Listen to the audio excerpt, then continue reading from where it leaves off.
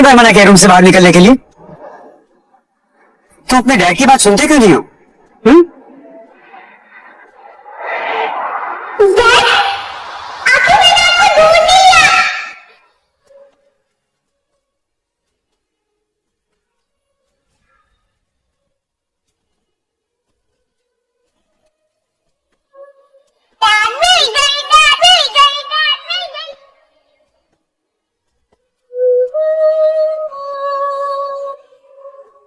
आखिर आर्यन को हो क्या है? इससे पहले तो इसने कभी ऐसा बिहेव नहीं किया था।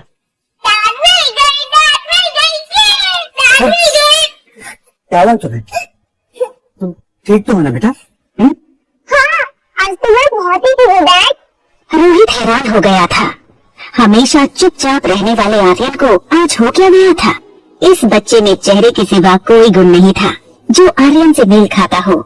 रोहित फिलहाल ऐसा कुछ नहीं करना चाहता था जिससे आर्यन पर कोई स्ट्रेस हो। बेटा रूम में चले? तुम्हारे खाने का टाइम हो गया ना? तुम्हें भूख भी लगी होगी? हाँ, भूख तो मुझे बहुत लगी है।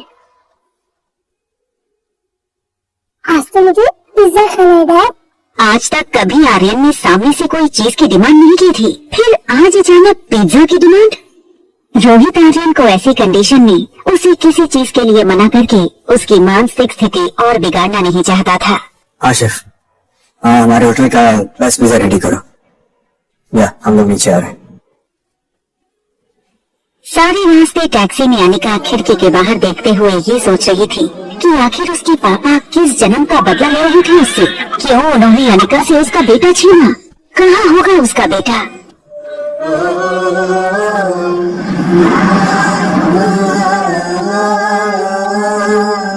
चलो गेम टाइम होगा, टैब लाओ। रेस्टोरेंट पहुंचने के बाद अनिका को ये रियलाइज हुआ कि रिया ना तो गेम खेल रही थी ना तो कुछ बोल रही थी। वो बस अनिका को देखे जा रही थी।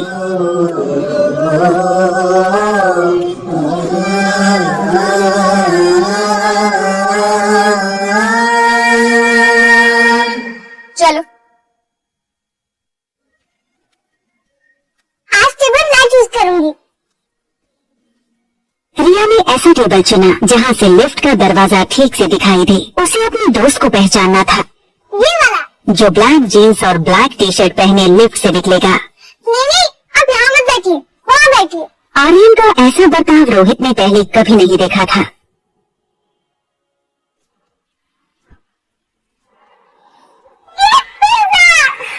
रोहित को ऐसे टेबल मैनर्स बिल्कुल पसंद नहीं थे। उसने आर्यन को हमेशा सिखाया था कि नैपकिन गले और गोद में लगाकर फोर्क और नाइफ से खाना चाहिए, मगर आज उसे आर्यन को बड़े प्यार से संभालना था, इसलिए वो कुछ नहीं बोला। एक तरफ रोहित को लग रहा था कि आर्यन के दिमाग पर जरूर किसी बात का असर हुआ है, तो दूसरी ओर अनिका रिया के टेबल मैनर्स को देखकर इम्प्रेस हो रही थी। लेकिन अनिका इस बात से अनजान थी कि जिसे वो रिया समझ रही थी वो दरअसल रोहित का बेटा आर्यन है।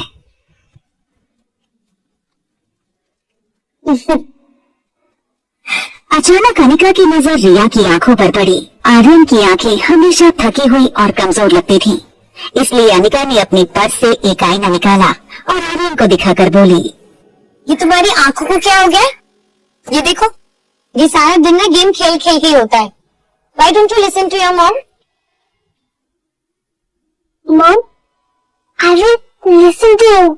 हमेशा बिंदास रहने वाली रिया को इतना शांत देखकर अनिका को उसकी चिंता हुई। अनिका उसके जवाब से संतुष्ट नहीं थी।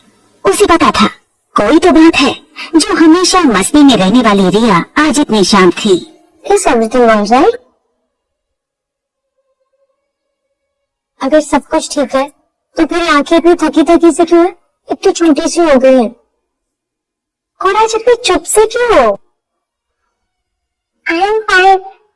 In fact, आज मैं बहुत खुश हूँ mom. When I call you mom?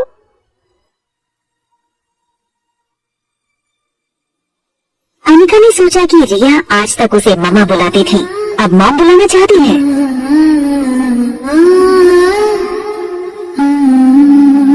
तुम मम्मा बोलो या मॉम बोलो? वो तो मैं तुम्हारी माँ। सच? I love you mom.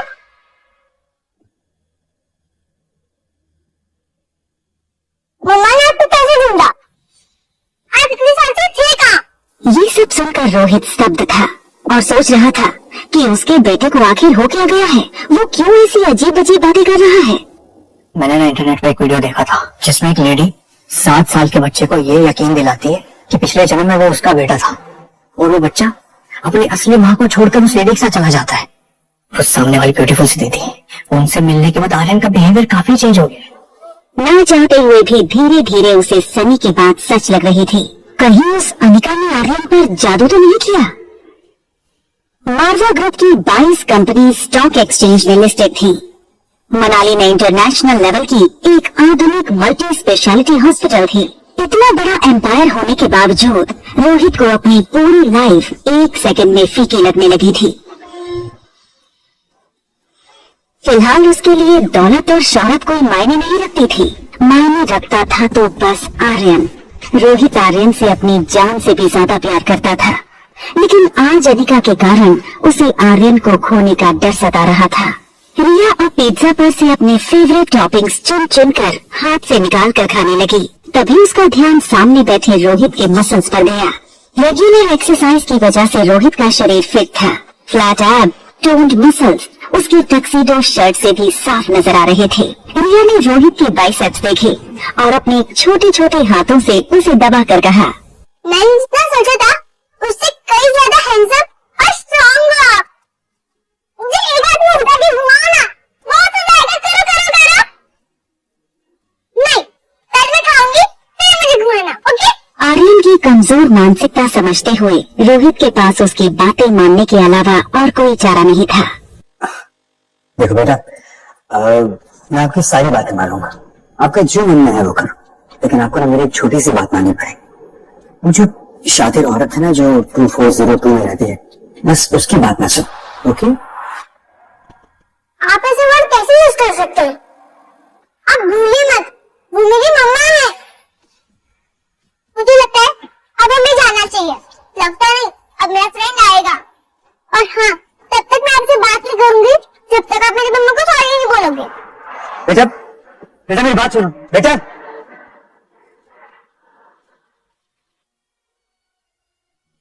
Rohit ने देखा कि आज आर्यन की बातों में, उसकी चाल में एक अलग ही कॉन्फिडेंस था।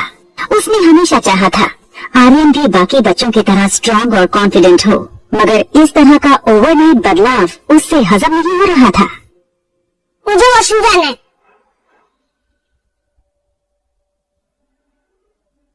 वेट, आप अंदर नहीं आ सकते, आप जानते हैं ना?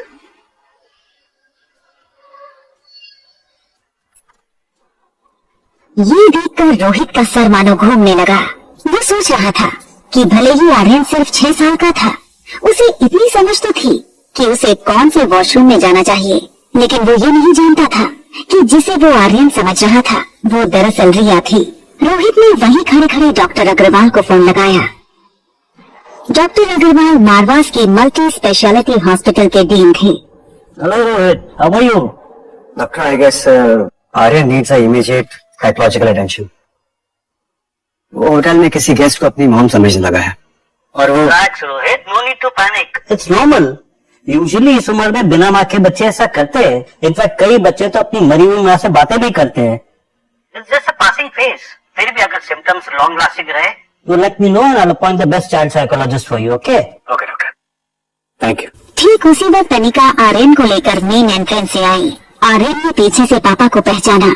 उसे पता था कि अगर पापा ने आर्यन को उसे किसी अजनबी के साथ बाहर से आते देख लिया तो उसकी खैर नहीं। इससे पहले कि रोहित उनकी तरफ मुड़ता, आर्यन अनिका के पीछे से स्टेयरकेस के रास्ते ऊपर चला गया। रोहित किसी की भी परवाह किए बिना अनिका पर टूट पड़ा। क्या चाहिए तुम्हें? क्यों कर रही हो मेरे बेटे के साथ ऐसा? देखिए, आई थिंक आपको कोई ना गलत फहमी कितने हुई है। पैसे चाहिए तुम्हें? जितने तुमने सोचे नहीं होंगे उससे कहीं ज्यादा मिलेंगे, लेकिन हमसे दूर रहो। पासा, अब इसके आगे कुछ मत बोलना। क्या ना बोलूं?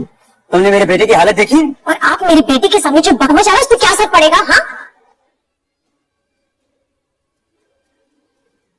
रिया,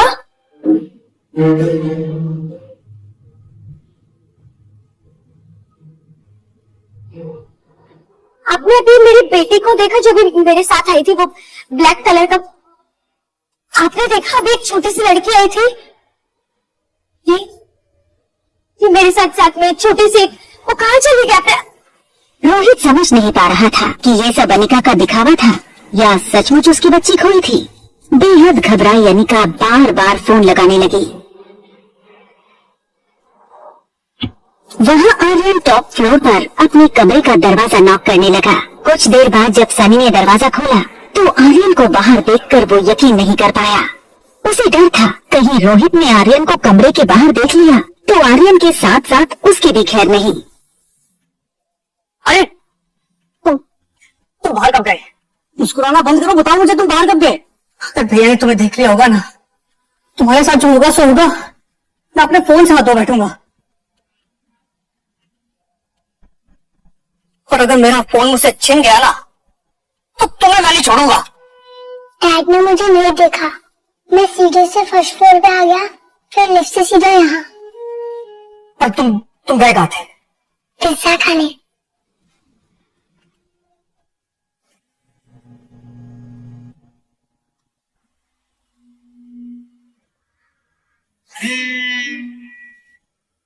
हाँ हेलो मम्मा, मम्मा मैं वॉशरूम में हूँ। रिया की इतनी बात सुनकर अनिका की जान में जान आई। रिया,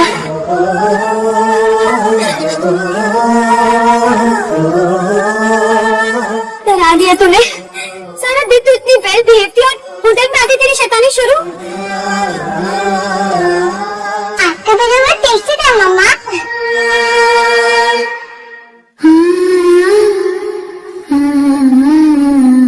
ठीक है, फिर ले जाऊंगी, पर ऐसा मत करना।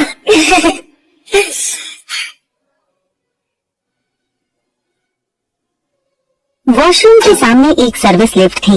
अनिका नहीं चाहती थी कि मेन लिफ्ट के सामने रिसेप्शन के पास खड़ा रोहित रिया के सामने फिर वो सब बोले जो उसने अभी अभी कहा था। सनी ये सुनकर परेशान था कि आखिर आर्यन पिज्जा किसके साथ खाकर आया।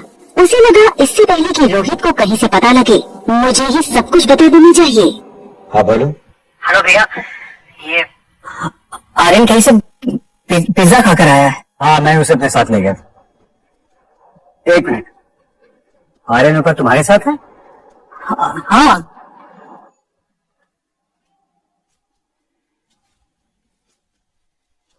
ठीक है मैं ऊपर आता हूँ। ओके। इससे पहले कि आर्यन अनिका को पूरी तरह से अपनी मां मान बैठे, मुझे कुछ करना होगा।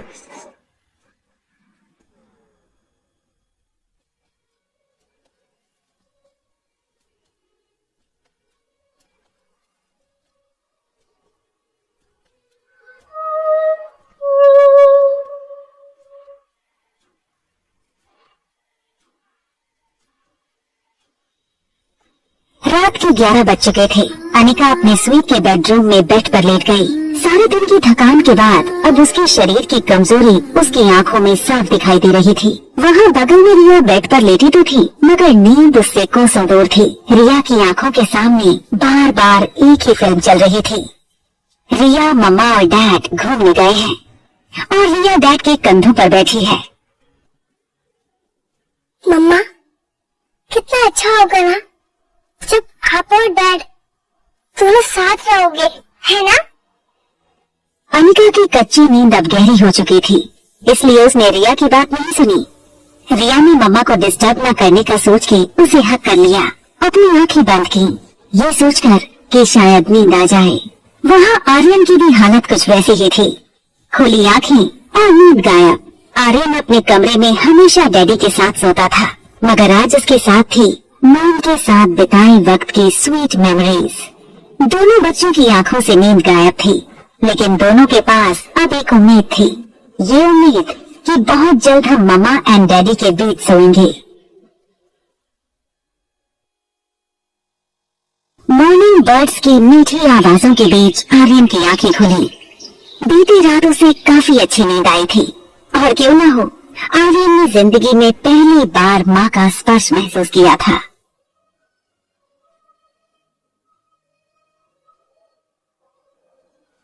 तुम मम्मा बोलो या मॉम बोलो, वो तो मैं तुम्हारी माँ। सचमुच? आई लव यू मॉम। मगर उसे पता था चाहे कुछ भी हो जाए, रोहित को कल के बारे में पता नहीं चलना चाहिए। आर्यन ब्लैंकेट हटाकर बेड से उतर गया, अपने स्लीपर्स पहने और बाथरूम में चला गया। रोहित की आंखें भले ही लैपटॉप स्क्रीन पर थी, उसका ध्यान पूरी तरह से आर्यन पर था।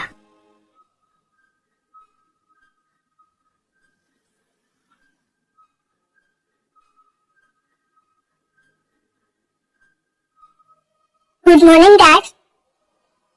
रोहित की नजर अब भी आर्यन के बर्ताव पर थी, जो अब बिल्कुल पहले जैसे हो गया था। मॉर्निंग बेटा, ब्रेकफास्ट के लिए चले? मैं ये शादी बिल्कुल नहीं करूंगी।